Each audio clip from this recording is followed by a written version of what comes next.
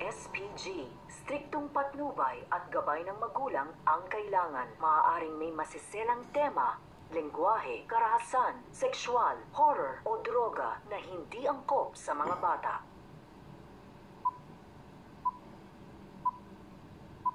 Isang paalala, ang video na ito ay ayon lamang sa aking sariling pananaliksik. Hindi ko nais na pilitin ang sino man na maniwala sa videong inyong matutunghayan. Kung hindi kayo kumbinsido sa mga impormasyon at taliwas ang inyong paniniwala sa kaalamang aking ilalahad, maaari kayong gumawa ng sarili ninyong pagsisiyasat para sa inyong kakontentuhan. Ang videong ito ay gabay lamang sa mas malalim na kaalaman at pag-intindi at hindi gawa ng isang profesional. Naniniwala ako na malaya tayong magbigay ng opinyon at suhestyon bilang malayang mamamayan ng Pilipinas. Maraming salamat po.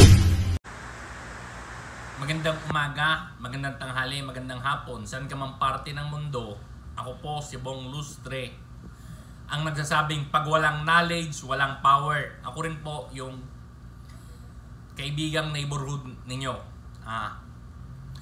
Gusto ko lang po sanang i-share sa mga motorista natin, sa mga driver natin, na matagal na tayo nagdadrive, di ba? Pero hindi natin alam kung paano o saan nanggaling ang traffic light, electrical traffic light, yung traffic light na pinapatakbo ng kuryente. Noon pala, yung traffic light na yan, nagawa yan, unang ineri yan o unang ginamit yan sa Cleveland, Ohio, at doon din yan na-imbento. Noong August 5, 1914, ibig sabihin tagal na pala, no? Ayun, yun po yung unang-unang stoplight sa buong mundo. Sa Cleveland, Ohio po siya nagawa. At sana po na itong konting kaalaman ko na to, may natutunan na naman kayo.